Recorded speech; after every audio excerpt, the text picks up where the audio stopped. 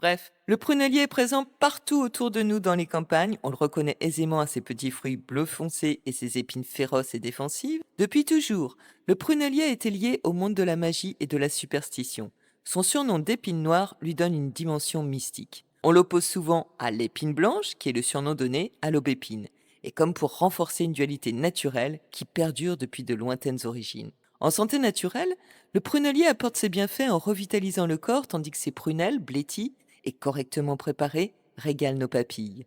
Vraiment, le prunellier mérite d'être connu et reconnu, autant pour ses légendes que pour ses qualités. Qu'il soit à craindre ou à rechercher, ce sera bien à vous de décider.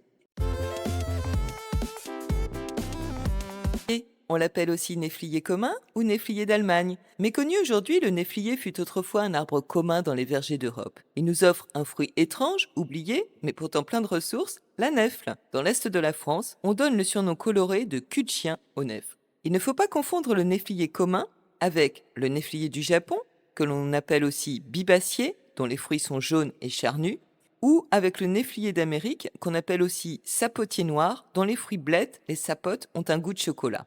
Le néflier commun est aussi l'arbre de toutes les légendes. Selon la mythologie grecque, les nèfles furent offertes aux humains par Héra, déesse de la fertilité, afin de leur rappeler la beauté de la renaissance après chaque hiver rigoureux. Le néflier est un arbre qui apparaît souvent dans les contes populaires, où il incarne alors le gardien des secrets, issu d'une sagesse ancestrale.